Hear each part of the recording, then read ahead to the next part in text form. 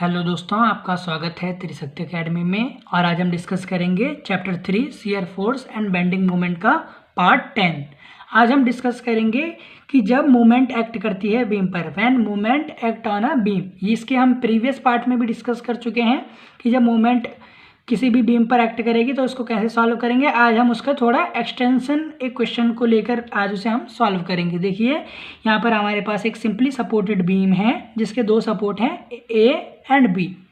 इसमें एक C point पर एक 200 किलो न्यूटन मीटर का एक कपल एक्ट कर रहा है, आप देखिए। और इसकी डायरेक्शन किस प्रकार है, क्लॉकवाइज। ये देखिए किस प्रकार मूव कर रहा है, ये क्लॉकवाइज मूवमेंट है। ये कैसे मूवमेंट है, क्लॉकवाइज मूवमेंट है। यहाँ देखिए, और डी पॉइंट पे एक पॉइंट लोड एक्ट कर रहा है, डी पॉइंट पे एक पॉइंट लोड एक्ट कर रहा है। तो सबसे पहले आप यहाँ पे देखेंगे, सबसे फर्स्ट स्टेप में हम क्या करते हैं, टू कैलकुलेट सपोर्ट रिएक्शन। सबसे पहले हम सपोर्ट के रिएक्शन को फाइंड आउट करते हैं, R A and R B को हम फाइंड आउट करेंगे। तो देखिए आर ए और आर बी को फाइंड आउट करने के लिए हम क्या करेंगे, sum of vertical forces is equal to 0 रखेंगे।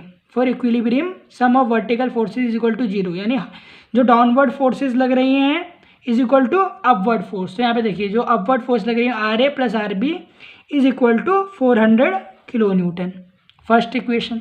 अब हमें दोनों सपोर्ट पर डिफरेंट जो है रिएक्शन फाइंड आउट करनी है, तो हम मोमेंट ले लेंगे ए के अबाउट, टेक मोमेंट अबाउट ए। तो मोमेंट अगर हम ए के अबाउट लेंगे तो मोमेंट ए के अबाउट क्या हो जाएगी, 0 हो जाएगी।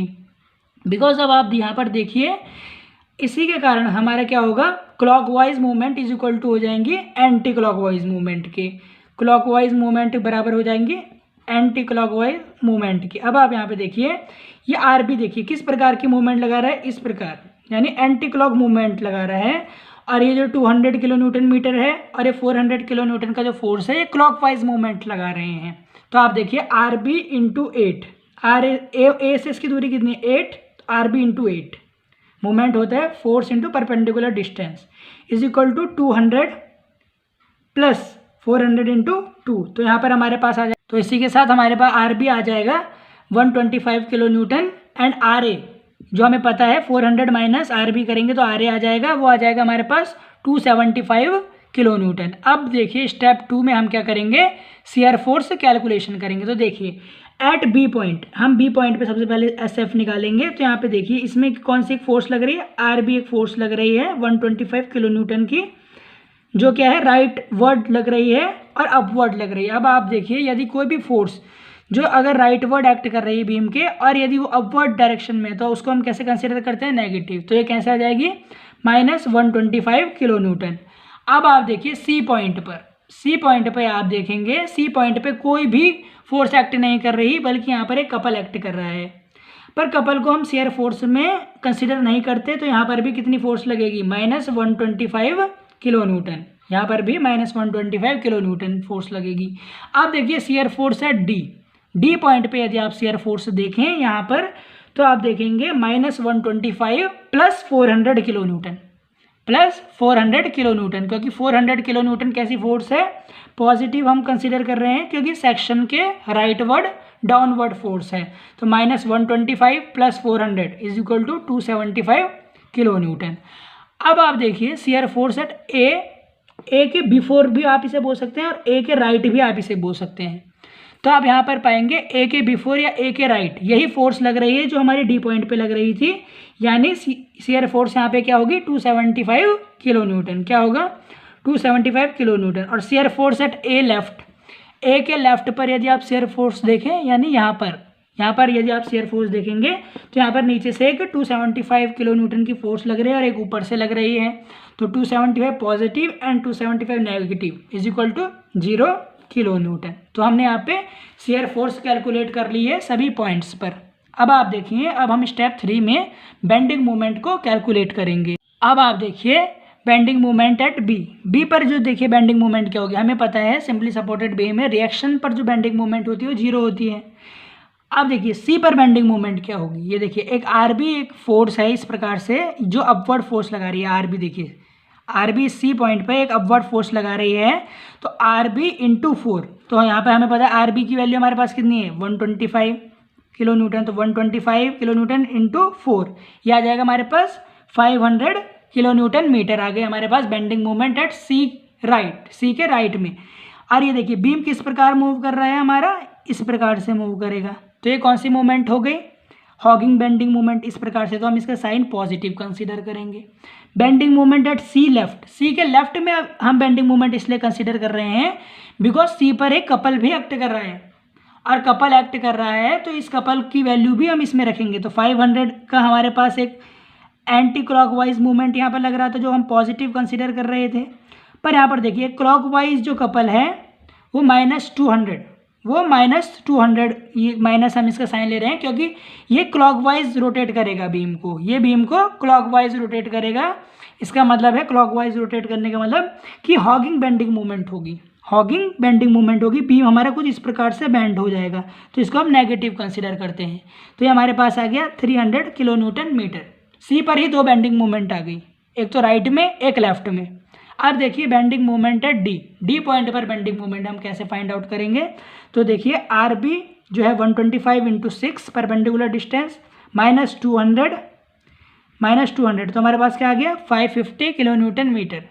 अब आप देखिए बेंडिंग मूवमेंट एट ए आप फाइंड आउट भी कर सकते हैं और आपको पता भी है 0 ही आएगी, पर आप इसको निकाल सकते हैं। देखिए 125 × 8 -200 और -400 × 2, तो यहाँ पे हमारे पास आ गया 0 किलो न्यूटन मीटर। ये अब हमने सारी पॉइंट्स पर बेंडिंग मूवमेंट फाइंड आउट कर ली है। अब हम क्या करेंगे, shear force and bending movement diagram को बनाते हैं। अब आप देखिए यहाँ पर हमने क्या किया, एक लोडेड बीम को बना दिया है शियरिंग फोर्स और बेंडिंग मूवमेंट को बनाने के लिए। अब आप क्या करेंगे, यहाँ पर एक लोडेड बीम के नीचे एक लाइन खींच लेंगे जो इक्वल होगी लेंथ ऑफ बीम के बराबर, यानी 8 मीटर इसकी क्या होगी लेंथ होगी। अब आप यहाँ पर कंसीडर करेंगे कि जो बी पॉइंट पर, सी पॉइंट पर, डी पॉइंट पर और ए पॉइंट पर जो हमारे पास शियर फोर्स थी उसकी वैल्यूज़ हम यहाँ पर पुट कर देंगे। तो सबसे पहले आप देखिए शियर फोर्स एट बी कितना था, -125 किलो न्यूटन। तो यहाँ पे आप नीचे आ जाएंगे 125, यहाँ पर आ जाएंगे। कोई भी अप्रोप्रिएट स्केल आप मान सकते हैं। अप्रोप्रिएट स्केल का मतलब है आप 1 किलो न्यूटन को 1 mm से दिखा सकते हैं। इस प्रकार से आप क्या कर सकते हैं, कोई भी अप्रोप्रिएट स्केल चूज़ कर सकते हैं। सी पॉइंट पर आप देखिए शियरिंग फोर्स क्या है, -125 है, तो इस प्रकार से आ जाएगा। ये देखिए यहाँ पर आप लिख सकते हैं 125 किलो न्यूटन और इस पॉइंट पे आप लिख दीजिए 0 किलो न्यूटन। अब आप देखिए सी पर है -125 किलो न्यूटन। अब आप यहाँ पर देखिए बेंडिंग जो SF है वो डी पर कितना है, जो शेयरिंग फोर्स है वो डी पर हमारे पास कितना है, ये हमें अब देखना है। तो डी पर आप देखेंगे हमारे पास शेयर फोर्स है डी पर 275, डी पर हमारे पास जो शेयर फोर्स है वो है 275। तो हमें पता है डी तक तो ये 125 ही रहेगा, -125।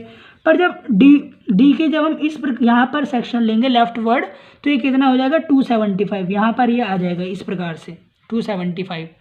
और ए पॉइंट पर भी ये क्या है 275 ही है, यहाँ पर आ जाइए इस प्रकार से। और इनको अब आप कलर से मैं आपको दिखाता हूँ। यहाँ पर आप लिख दीजिए, देखिए 275 है किलो न्यूटन, यहाँ पर ये 125 किलो न्यूटन ही है, यहाँ पर ये 0 किलो न्यूटन हो गया। फिर यहाँ पर मतलब हमने सारी वैल्यूज़ को पुट कर दिया। अब आप देखिए इसको हम कलर से हाईलाइट कर देते हैं। इस प्रकार से हमने यहाँ पर शियर फोर्स डायग्राम बना दिया है। अब आप देखिए अब हम बनाएंगे बेंडिंग मूवमेंट डायग्राम। तो हमें पता है शियर फोर्स डायग्राम के नीचे ही हम क्या बनाते हैं, बेंडिंग मूवमेंट डायग्राम बनाते हैं। यहाँ पे लिख दीजिए है SFD हमारे पास, ये देखें। अब आप देखिए बेंडिंग मूवमेंट डायग्राम हम किसके नीचे बनाते हैं, शियरिंग फोर्स डायग्राम के नीचे। तो अब आप यहाँ पर देखिए ए और बी पॉइंट पर, यहाँ पे देखिए ए पॉइंट है ये बी पॉइंट है, इन पे जो बेंडिंग मूवमेंट है वो 0 है। पर हमें पता है यहाँ पर जो सी के राइट और लेफ्ट में दो बेंडिंग मूवमेंट लग रही हैं, एक 500 एंड 1 इज 300। तो देखिए सबसे पहले 500 आप यहाँ पे कोई अप्रोप्रिएट स्केल यूज़ कर लेंगे। यहाँ पर आप 500 मान लीजिए और यहाँ पर 300 मान लीजिए। आप इसको एक प्रॉपर स्केल से करेंगे। आप ऐसे कर सकते हैं कि 100 किलो न्यूटन मीटर को आप 5 mm ले रहे हैं, इसको आप अपनी तरीके से कोई भी स्केल को सेलेक्ट कर सकते हैं। तो अब आप देखिए यहाँ पर ये हो गया, इस प्रकार आप इसे जोड़ देंगे। यहाँ पे 0 थी, सी के राइट में 500 है और सी के लेफ्ट में कितना है हमारे पास, सी के लेफ्ट में 300। तो यहाँ पे आप 300 लिख देंगे इस प्रकार से। अब आप देखिए कि डी पर जो बेंडिंग मोमेंट है वो मैक्सिमम है 550। तो 550 आप यहाँ पर जाएंगे ऊपर इस प्रकार से, यहाँ पर इस पॉइंट पर चले जाइए और इसको ऐसे आप जोड़ दीजिए, क्योंकि बेंडिंग मोमेंट एट 8 कितना है 0 है। तो यहाँ पे देखिए, यहाँ पर हमने इसको सभी पॉइंट्स को जोड़ दिया है। अब हम इसको क्या करेंगे, शेड करेंगे with the help of colour. आप इसको इजीली अंडरस्टैंड कर पाएंगे।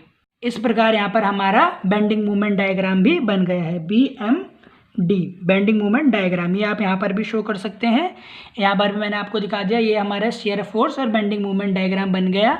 जब कोई मूवमेंट भी एक्ट कर रही है किसी बीम पर और उस बीम पर कोई पॉइंटर लोड भी एक्ट कर रहा है। तो आज हमने यहाँ पर डिस्कस किया, जब किसी भी बीम पर कोई मूवमेंट एक्ट करती है, उसका क्वेश्चन नंबर 2 आज हमने डिस्कस किया। यदि आपको इस वीडियो से रिलेटेड कोई भी क्वेरी हो तो आप त्रिशक्ति एकेडमी के कमेंट सेक्शन पर कमेंट कर सकते हैं। और यदि यह वीडियो आपको अच्छी लगी हो तो आप इसे लाइक कर सकते हैं। बहुत बहुत धन्यवाद।